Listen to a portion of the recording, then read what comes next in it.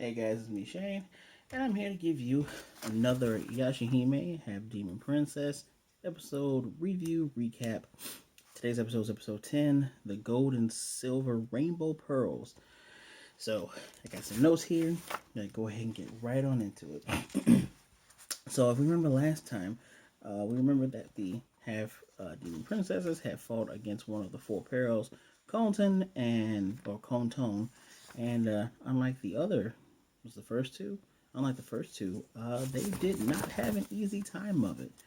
They end up having to team up with Meiju, which he had made the armor out of the shell of this impenetrable demon, and they end up getting the shell armor off, but he ended up running away. So we are quickly met on this episode with mountain, almost look like the same mountain that Kiyuki was stationed in, but it's not. But on this mountain, we go deep inside and we see these large eggs and they're hatching one by one. And as they hatch, there are these gray beings that are basically twins, but they're tied together. And then they instantly start fighting. And we see not just these two, but then we see another two and another two and another two. And through all this fighting, there's one large snake-like woman, and she's just smiling and laughing. So that's where we begin before we get our title sequence. And after the title sequence, we get Takechiyo with three girls on top of him. He's bringing them to the site where apparently there's been some demon attacks. And apparently there were some demon attacks. So the girls are just kind of looking around. As they look around, they come across like the burnt carcass of a cow. And they're just wondering what's going on. The man comes up to them and says, "Hey, you should really be careful before you get too close to that cliffside. You get too close to the twin demons attacking." And once they ask him, what's going on with these twin demons, he says they're two siblings. It's called Kinka and Ginka, and they fight literally every day. And every time they fight, a village gets destroyed. So there's our issue for the episode. We are then soon met with thunder and rumbling, and the man, with his wife and his little newborn, they hightail it out, and we are met with, let me see here, the older half is Ginka, the younger half is older half is Kinka, younger half is Ginga, and if you know anything about Japanese, Gin is silver, Kin is gold. And just like the earlier young demons we saw, they are entwined with one another, but these two have prominent colors and they have slashes amongst them. Kinka, the gold one, has like a fire horn. It looks like a conch shell, but it blows fire. And Ginga has this thunder sword. And as they're fighting, they're sending thunderbolts and flames, and they're burning stuff all around. Pardon me. And then they're saying, "I can't stand you. I can't stand being around you while you breathe." Toa comes up and says, "If you're siblings, you guys shouldn't fight like that." And they then reveal that they've been fighting their whole life. They're part of the Ka tribe of demons. They're always born like that entwined, and only then will when one of them dies, the other one, absorbs that other's power and becomes stronger. And we are then met with flashes of those younger demons. Some of them are being eaten, some of them are being choked. You see limbs being eaten. So there's a lot of weight and validity to what they're telling them. And as they're fighting, they then sense, they don't sense the girls' rainbow pearls until after Moroha says, "Well, we should just, kill them and get their bounty." And once they sense the pearls, they say, "It's been told that the silver and gold pearls will increase the power of the Ka tribe. So for this one time, we're not going to fight. We're going to retreat, and then we'll get their demon pearls." So they leave off. It's like the tale of the Thunder Brothers, the Thunder and Wind Brothers, because the thunderstorm just follows them. And since they more or less shoot off the demons, the village man says, "Why don't you guys come to my house? Thank you for shooing them off. We'll get you something to eat." And while the twins are saying no, Moroha's saying, "Sure, we would love a free meal." And you get a very hilarious look of the twins kind of looking at her like, "Really?" Excuse me. And so they have their meal, And as they're having a meal, Moroha is, falling out, being very funny, while they're telling her don't be rude. And the village guy is just happy that someone is, eating his meal and enjoying the meal. Through the window, you get Kinka, Ginga. They're peering in, and then somehow, through some magics that are never really ever explained in this anime, excuse me, their essence slips through and goes in through each of Setsuna and Towa's eyes that have the pearl. And soon thereafter, those two are starting to fight, like bloody fight with beam sword. I'm sorry, energy sword and Naginata. Moroha tries to shoot them out of the hut because the village man and his wife and their little baby, they live in a small hut, and they're trying to figure out what's going on. Well, while they're fighting, we can hear inside their thoughts. They're both trying to stop this, but they can't, and they're trying to figure out what's going on. And Moroha's able to see both brothers within each of the eye. Well, go one with Towa. Sorry, go one with Sasuna. Towa. The silver one with I just messed that up. Sorry, guys. Go one is with Towa. The silver one is with Sasuna. And she's saying, "Oh, they possess you guys," and they can hear it. And Setsuna says, "Okay, well, I'm gonna get some of this, Demon Slayer healing magic medicine." And she's able to control herself long enough to get the magic from her forearm. I mean, so the medicine from her forearm, throw the packet, and when Towa splits the packet in half, the dust hits them both, and it repels both of the demons. Well, unfortunately, even though it repels them both out of them, they both have the corresponding pearl within their foreheads, and they run off. So now they got to catch up. Once again, Toa bribes Takashio to carry them with gummies. She had bribed him earlier in the episode. Well, she paid him earlier in the episode. Now she's bribing him again. Moroha's trying to tell them to wait so she can get her things. Of course, they don't wait on her. Which, forget these twins. They don't wait on her. They go off. Well, as they go off, they are met with Joka. Not Joker, Joka, the leader of the Ka tribe. She is the snake one we met earlier, and she is massive. She is full blown, like, if I can compare her size to another demon that was on the show,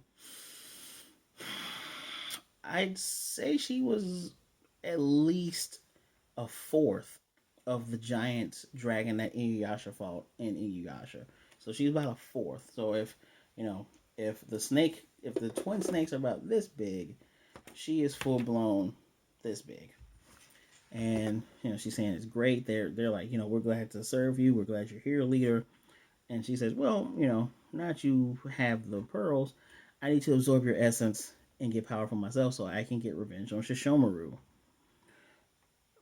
I'm just gonna tell you right now, they never get into why she wants revenge on Shishomaru. That's never mentioned. Period. We don't hear it ever again. She wants revenge on Shishomaru. That's it. Never hear about why or anything else again. So she has these tendrils that wrap around the silver brother, and she stabbed him in the back, and she absorbing his energy. And at this part, the gold brother, let me take my hat off for this. The gold brother says that, this is my brother. He's my flesh and blood. We've been together this long. But I don't care if she's the leader. I can't let her kill my younger brother. Okay, so he goes after her.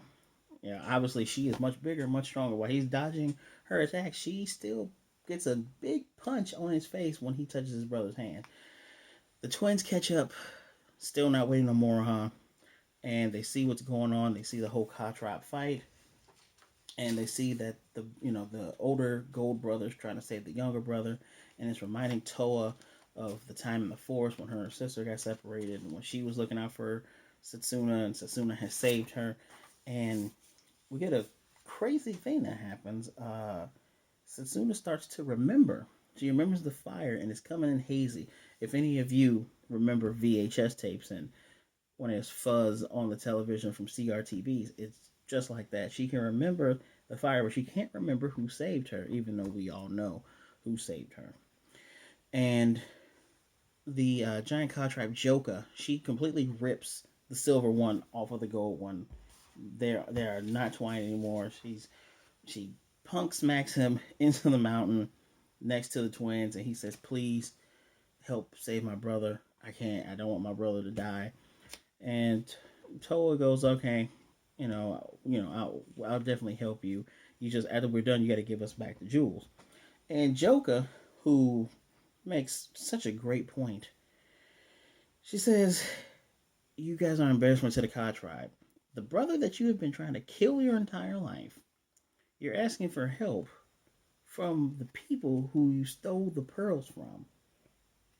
What?" And that's my reaction. Like, what? And of course, Tora Naruto, or should I say Taruto, says, "You say whatever you want, don't you?" These are translated by professionals. I'm pretty fully sure these are translated by professionals. So for her to say the line, "You say whatever you want, don't you?" Maybe it's a Japanese thing. Toa is a cliche almost at this point. So Toa is going to say she's going to help, but Setsuna holds her aside and says, "No, I'm going to help fight with him. You stay here." And they go off. They go off to fight. And what looks like the gold one's going to do a double cross because he blows the fire conch at her. When she swipes it, she's like, "What are you doing?" But apparently he just did that just so her Naginata can have fire because he openly says Joker's weak to flames. Because when he was using his flame conch, he was recoiling back, even though she was whipping his butt. And so they're going in, they're doing slashes, and Joker can stretch her limbs, does a Luffy Gumu Gumu no punch on the Gold Brother, but she's unable to hit Sasuna, who's able to cut her arm, just cut her hand clean off. The brother eventually is able to get Silver Brother free, and as the Joker comes in for another punch, Sasuna cuts that down too.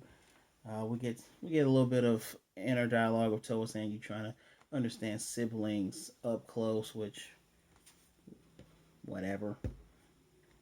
I hate to say it like that, but it's whatever.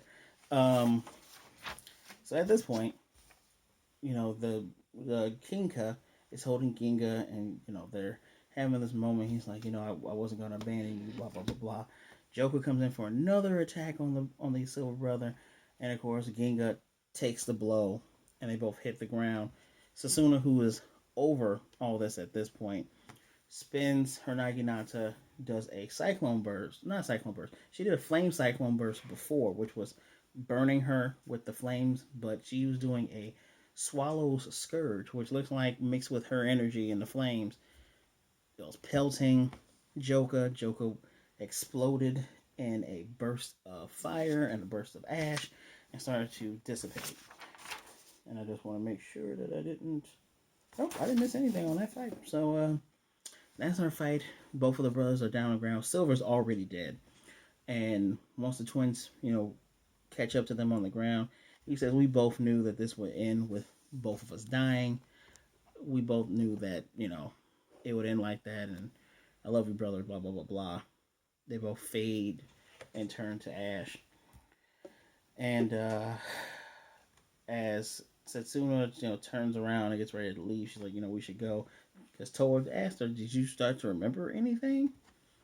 Moroha finally makes it to the top. And she's like, "You guys didn't even wait for me." And she spots the ash. She says, "You killed them, so there's no body." She comically tries to scoop up the ashes so she can have proof of defeat. A mighty wind blows in, blowing the ashes, and they make this like sparkly dust that Sasuna pays attention to. And that is the end of our episode. Excuse me. So, let me next time we're going to get apparently a cursed lake that tries to eat people. I'm looking forward to seeing that because the bosses at this point are kind of the important thing. Yeah, let's talk about this episode. To say it was average, it's being kind. I will say it is average. I would give this episode a 3 out of 5. Personally, 3 out of 5. There were some parts where the animation was kind of crazy when the thunder and lightning was going to hit Toa, and we get some funny reactions. We do get tons of comedy, It's just, I get you're trying to the Ginga and Kinga, or just I'm just gonna keep calling them Gold and Silver at this point. We're supposed to mirror the twins because obviously they're twins. They're both sets of demon twins, one half, the other not. I get it. And while they don't aren't actively trying to kill each other, they're not as close as Toa would like them to be. And it was some nice progression with seeing Satsuna, excuse me, Satsuna slowly remember, what was going on, where she comes from. So it seems that eventually, when they find the dream butterfly, she would have had some of her memories come back. It's just now she'll have the ability to sleep, and she'll probably be asleep for like week, if not a week, maybe weeks, and they'll probably pull a demon slayer where she's just asleep for a long time and they can't wake her up. Um, that was good. The progression was nice. I guess I'll give it a 3.5 for that. It was just a run of the mill episode. I do appreciate them not having to meet with Jubei, set up that a village is being destroyed. They set it up fairly early and they showed what happened. I like that in Yashahime they're showing, like, they showed demons before in Inuyasha, and I'm very used to the dub, and I've watched most of it back in subs. I haven't finished it obviously, but I've seen most of it in dubs and sub. They do show demons in Inuyasha, but they don't get too in depth unless it's like a big bad, like the cocoon demon. I appreciate them showing more and more demons, at least this early. Actually, Inuyasha did the same thing. It's really hard for me to distinguish this. I'm not gonna take off any points because the animation was bad. I do enjoy the banter. The banter was funny. It had good funny parts. It's just I.